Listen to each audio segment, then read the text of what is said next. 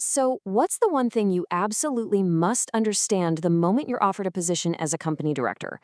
Well, it's a legal concept called fiduciary duty, and believe me, it changes everything. So, maybe you've been approached to join a board, or hey, maybe it's something you're aiming for in your career. It sounds prestigious, right? A great move, a sign that you've really made it. But before you even think about saying yes, there's something pretty profound you need to get your head around. Because being a director, it isn't just about attending meetings and adding a fancy title to your resume. Nope. At its very core, it is a formal legal relationship, and it's one that is fundamentally built on trust. And listen, this isn't the kind of trust that you build up over time. It's an immediate and binding obligation from the very second you take on that role. The timing here is absolutely critical. Your duty doesn't begin after your first board meeting or some kind of probation period. It starts from the exact date of your appointment.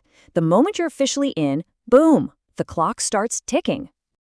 Okay, so we've used this word a few times now, fiduciary. It sounds a little complex, a bit legalistic, doesn't it? But the concept itself is actually really clear. Let's just break down exactly what it means. This right here is the absolute heart of the matter. You are acting for someone else.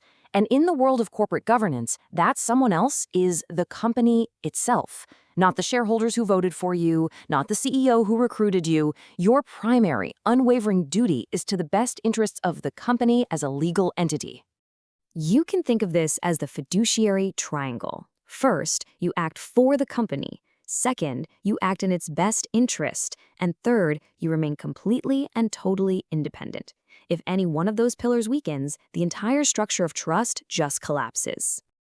And this brings us to a really critical point, one that honestly trips up a lot of new directors, and even some experienced ones.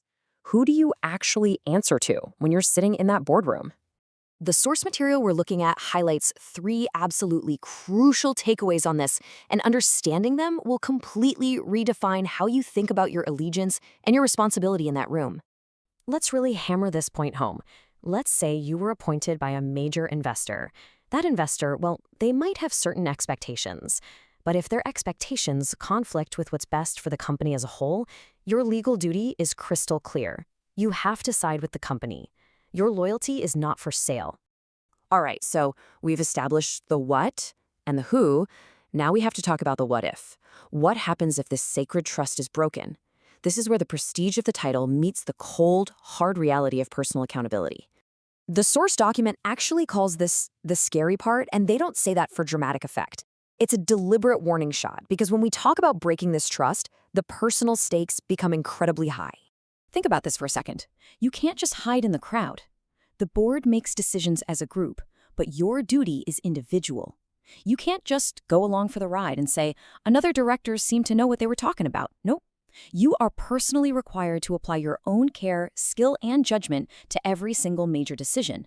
And this is exactly why a directorship should never be about just collecting some lucrative board appearance fees. And this is the bottom line.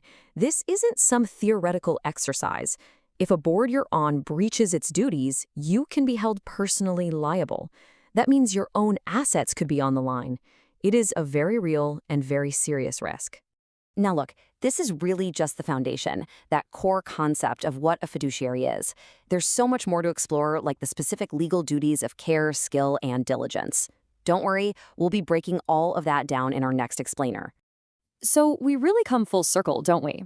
A board position is a powerful opportunity to guide and shape an organization, but it is also a profound weight of responsibility. The real question isn't just whether you want the title, it's whether you're truly prepared to accept the trust that comes with it.